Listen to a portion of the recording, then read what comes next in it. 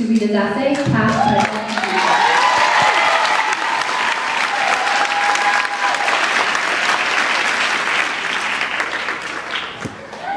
I don't make me nervous.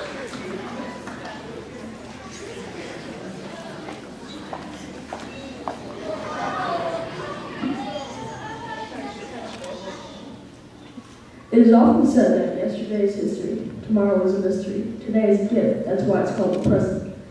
While there is some truth in that statement, the deeper truth is that our past has led us to where we are today, and our choices will take shape in our futures. As we leave the shelter of the elementary school and move up to 7th grade, a bigger building, more responsibilities, and more choices, our futures will really begin to take shape. We will bring friendships with us and make new ones on our way. We will bring knowledge that will expand the knowledge on our way as well. We will begin to shape our wishes and hopes and dreams into who we will be as teenagers and then as adults. 6 years from now, we will be in this auditorium, this time for graduation from the shelter of the high school into the reality of the real world. Today is the first step in that journey.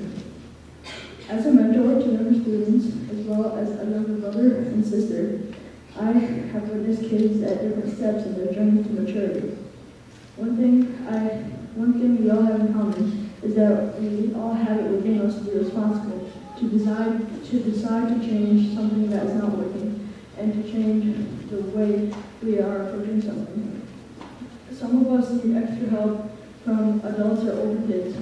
Some of us need to work on extra responsibilities. All of us need kind words and thoughts still. But all of us have the ability to shape our futures. Perhaps the great American writer, Ralph Waldo Emerson, said it best.